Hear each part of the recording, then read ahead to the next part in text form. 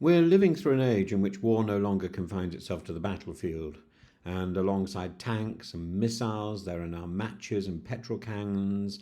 And since Russia's full scale invasion of Ukraine, the Kremlin has opened another front, a hybrid war of sabotage, misinformation, and increasingly arson. And fires have become political statements. Warehouses, shopping centres, telecommunications cables are now proxy targets in a clandestine struggle between European democracy and Russian authoritarianism.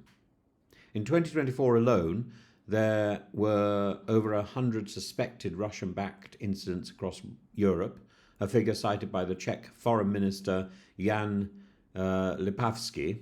And they aren't mere acts of vandalism, they're calculated strategic disruptions targeting infrastructure, morale, and public trust. From cyber attacks to attempted assassinations, the spectrum of hybrid war is wide. But arson, crude, visible, theatrical, now occupies a chilling place at its centre, and Dutch intelligence warned that Russia is escalating these attacks just as American counter-sabotage efforts appeared to be waning. And according to NATO's Jean Stoltenberg, the pattern is clear. This is not espionage as it once was, it's sabotage. Have a look at the various examples. Warsaw in May 2024, the shopping centre, home to 1,400 stores, burned to the ground.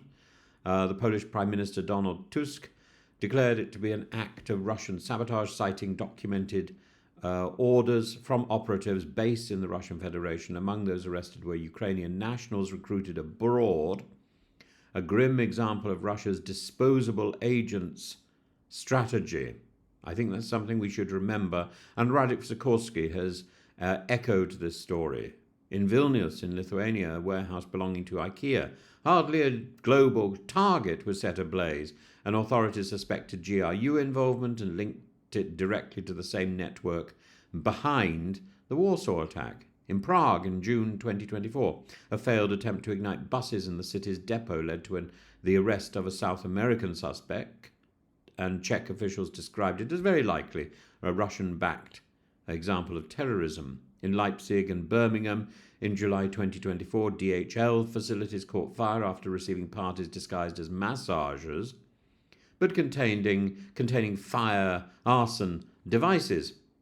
German intelligence warned these packages could have downed planes had they been ignited in mid-air.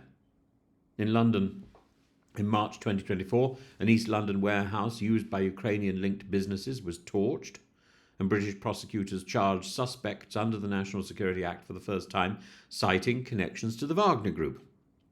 In 2024, in July, in Germany, a foiled Russian plot to assassinate Armin Paperga, the CEO of the arms manufacturer Rheinmetall, underscored just how personal this hybrid war has become.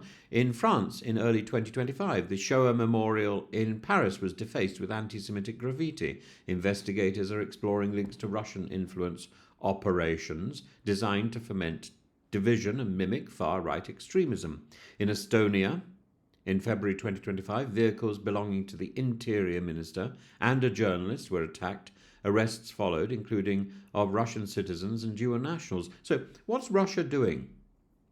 According to EU Foreign Affairs Chief Kaja Kallas, these aren't isolated events, they're a pattern, part of a bigger picture, and the Kremlin's aim is twofold: to destabilize Europe, to erode public confidence, to strain emergency services and inflame political tension, and to recruit operatives online to provide deniability and plausibility to paying cryptocurrency and maintain deniability.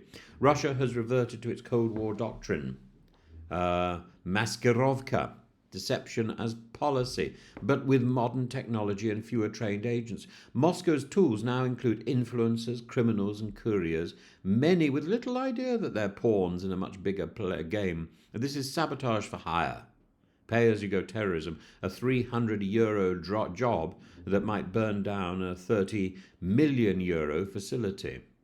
The EU's response has been hesitant. NATO has promised increased vigilance. The UK's MI5 chief Ken McCallum has warned that the GRU is on a sustained mission to generate mayhem. Poland is closing Russian consulates. But across much of Europe, the hybrid threat remains under-acknowledged. Security services are now playing catch-up. The European Broadcasting Union's Playing with Fire report, drawing on sources across 10 nations, estimates over 60 confirmed or probable acts of Russian hybrid warfare in just 1 year. Lithuania's emergency response chief has said, "The threat level is high. We urge the public to remain vigilant." Europe needs to stop seeing these flames as coincidences or conspiracy. They are calculated acts of war by other means. Russia has shown that sabotage and fire can be wielded as easily as bullets and drones. If we don't call it out for what it is, hybrid warfare, we risk sleepwalking into a deeper crisis. As ever, the truth matters, but so does preparation. And for the enemy, the enemy is no longer just at the gates. He may already be lighting matches in our own warehouses and at our front door.